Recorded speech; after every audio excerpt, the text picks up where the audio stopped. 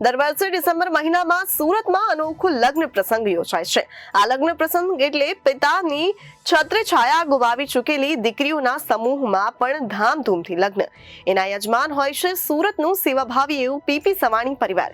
આજ સુધી 5274 દીકરીઓને સાસરે વળાવી ચૂકેલા પીપી સવાણીના આંગણેથી આગામી 14 અને 15 ડિસેમ્બર એમ 2 દિવસમાં 111 દીકરીઓને પિયરિયું છોડીને સાસરે વળાવાશે।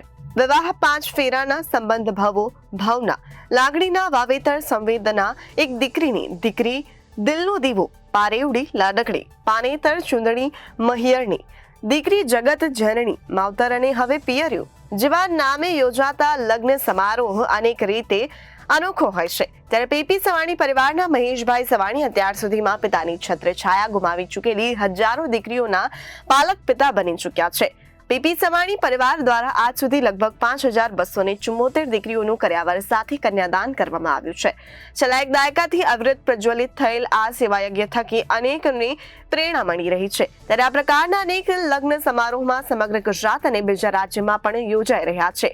પિતા વિહોણી દીકરીઓના ભવ્ય લગ્ન સમારોહની શરૂઆત કરનાર પીપી સવાણી ગ્રુપ દ્વારા દર વર્ષની જેમ આ વર્ષે પણ 111 દીકરીઓના લગ્ન આગામી તારીખ 14 અને 15મી ડિસેમ્બર એટલે કે શનિ અને રવિવાર રોજ પીપી સવાણી ચૈતન્ય વિદ્યા સંકુલ અબ્રાવા ખાતે સવારે 5 વાગે યોજાશે। પિયરિયું નામે યોજાયેલ રહેલ યજ્ઞ સમારોહની વિગત માટે આજે યોજાયેલ એક પત્રકાર પરિષદમાં પીપી સવાણી ગ્રુપના મહેશભાઈ સવાણીએ જણાવ્યું હતું કે સમૂહ લગ્નના માધ્યમથી સામાજિક ક્રાંતિના હેતુસર વર કન્યા સહિત તમામ લોકોને લગ્ન સ્થળે 50,000 જેટલા તુલસીના રોપા ભેટમાં અપાશે। पर्यावरण जागृति अंगे आ प्रयत्न वडाप्रधान नरेंद्रभाई मोदी साहेबना नेतृत्वમાં એક વૃક્ષ માં કે નામના આહવાનને આગળ લઈ જનાર છે।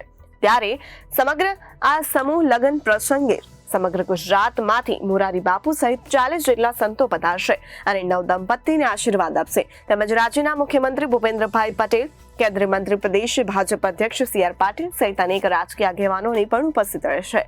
સાથે જ રાજ્ય સરકારના મંત્રી, સંધિ અધિકારી, સાધુ સંત, જાણીતા વક્તા, ગાયિકા સહિત અનેક મહાનુભાવો હાજર રહેશે। પીપી સવાણીએ વધુમાં જણાવ્યું હતું કે અમે કર્યાવર તો આપીએ જ છીએ, સાથે જ લગ્ન પછી પણ દીકરીને તમામ જવાબદારીને નિભાવીએ છીએ। પીપી સવાણી પરિવાર સામાજિક, શૈક્ષણિક અને આરોગ્ય ક્ષેત્રે અનેકવિધ સામાજિક કાર્યો કરે છે અને સૌ જાણે છે કે અમારી દીકરી જમાઈનું સેવા સંગઠન પણ બન્યું છે। આ એટલા માટે છે કે અમારી દીકરીની માતાને જે બાળકનો ઉછેર માટે જે કંઈ તકલીફ પડે છે તે અમારી દીકરીને ન પડે તે માટે સેવા સંગઠન બનાવ્યું છે।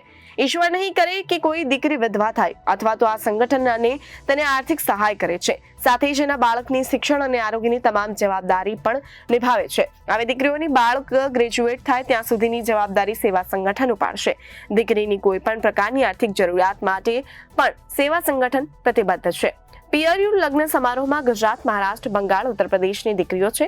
2 મૂક બધિર અને 2 દિવ્યાંગ કન્યા પણ છે। 2 મુસ્લિમ છે અને 39 જ્ઞાતિની કન્યાઓ નવજીવનના ફેરા ફરશે। લગ્ન અગાઉના જ તમામ 111 દીકરીઓની પિતાની હૂંફ પૂરી પાડનાર લાગણીના રૂપી ભેટ સમા કર્યાવરનું વિતરણ પણ કરી દેવામાં આવ્યું છે। જે 111 કન્યા છે તે પૈકી 90% કન્યા એવીઓ છે કે તેમના પિતા તો નથી જ, સાથે એમના ભાઈ પણ નથી અને દીકરીઓની પસંદગી અનેક ધોરણે નક્કી થાય છે। તેમાં દીકરીના પિતા ન હોય તો તે પ્રાથમિક છે, તે પછી દીકરીનો ભાઈ ન હોય તો તેવી દીકરીઓની પ્રાથમિકતા આપવામાં આવે છે। પિયરિયું લગ્ન સમારોહની સાથે જ દિવસે 5274 દીકરીઓની શુભેચ્છા અને એમના માતાના આશીર્વાદ સાથે કતારગામ વિસ્તારમાં પ્રથમ પીપી સવાણી ગ્રુપની શાળાનો શુભારંભ પણ લગ્નના દિવસે 14 ડિસેમ્બરના બપોરે થવાનો છે।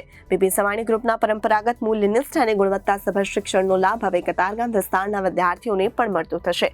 દર વર્ષે દીકરીનું પૂજન થાય છે, આ વર્ષે પણ થશે। એમાં નવા પરિમાણ ઉમેરાયા છે। લગ્ન મંડપમાં દુલ્હન બનેલી દીકરીનું પૂજન એના સાસુ સસરા કરશે, જ્યારે પરિવારમાં દીકરાને આવકારવા જમાઈનું પૂજન એની સાસુ કરશે। આ આરતી અનોખી સંભવત પ્રથમ વખત થશે જ્યાં વહુ અને જમાઈની આરતી એની સાસુ કરતી હોય। પીપી સવાણી પરિવારના આંગણે લગ્ન કરનારી દરેક દીકરીને દર વર્ષે લગ્ન પછી કુલ્લુ મનાલી હનીમૂન માટે મોકલવામાં આવે છે। ત્યારે દરેક દીકરી જમાઈ સાથે સમૂહ લગ્ન હનીમૂન ઉપર જાય છે। એની પાછળ ચોક્કસ વિચાર રહ્યો છે। ત્યારે વિભિન્ન ધર્મ અને જ્ઞાતિની દીકરી જમાઈ એક સાથે પ્રવાસ કરે અને 10-15 દિવસ સાથે ગાળે તો એકબીજાને સમજવાની તક મળે, મિત્રતા અને પરિવારની ભાવના કેળવાય, વિભિન્ન ધર્મ જ્ઞાતિ અંગે વિગત મળે, એના પ્રત્યે સન્માન થાય। એ શુભ ભાવનાથી લગ્ન કરનાર નવ દંપતીને હનીમૂન એક સાથે મોકલવામાં આવે છે।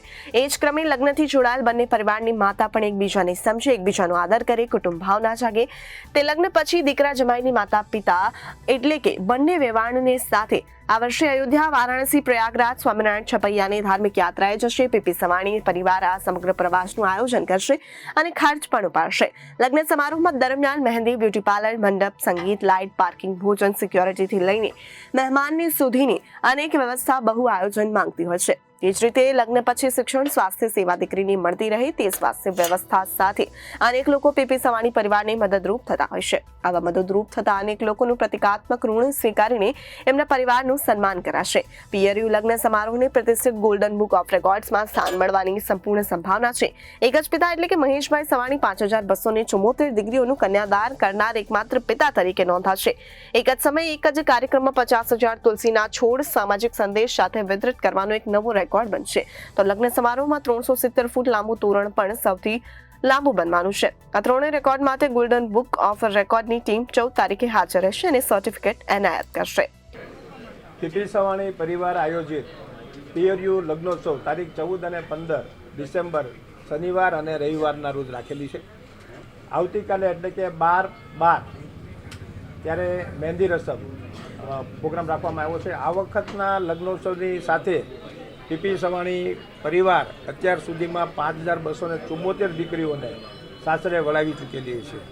આ લગ્નોત્સવની અંદર આદરણીય મુખ્યમંત્રી શ્રી ભૂપેન્દ્રભાઈ પટેલ, આદરણીય કેન્દ્રીય મંત્રી અને ગુજરાત રાજ્યના પ્રમુખ એવા શ્રી CR પાટીલ સાહેબ, સાથે સાથે અનેક રાજ્યશ્રી મહાનુભાવો, કેબિનેટ મિનિસ્ટરો, રાજ્યકક્ષાના મિનિસ્ટરો અને ગુજરાતમાંથી લગભગ 40 જેટલા સંતો અને એમાં ખૂબ જ આપણા માનવતા અને આદરણીય એવા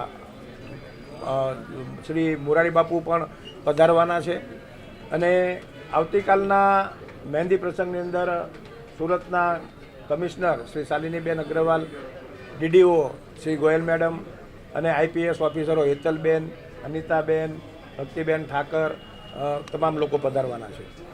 આ દીકરીઓ જે આ વખતે લગ્ન થનાર છે 111 દીકરીઓ, એમાં 2 દીકરીઓ મુસ્લિમ દીકરીઓ છે અને સાથે સાથે એક દીકરી કલકત્તાની એટલે કે બંગાળ, પશ્ચિમ બંગાળની છે, 2 દીકરીઓ UPની છે અને 5 દીકરીઓ મહારાષ્ટ્રની છે અને ગુજરાત રાજ્યના અન્ય જિલ્લાઓમાં ગીર સોમનાથ, જૂનાગઢ, અમરેલી, ભાવનગર, અમદાવાદ, સુરત, ભરૂચ અને વાપી, ડાંગ જિલ્લાની પણ દીકરીઓ આ વખતે લગ્ન થનાર છે।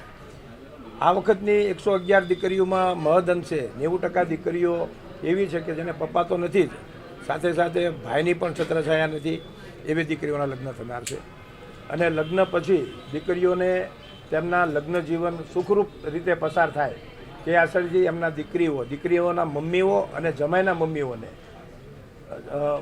અયોધ્યા, વારાણસી, પ્રયાગરાજ અને છપૈયાની જાત્રા કરાવવામાં આવશે અને દીકરીઓ અને જમાઈઓને કુલ્લુ મનાલીની 12 દિવસની ટૂર કરવામાં આવશે।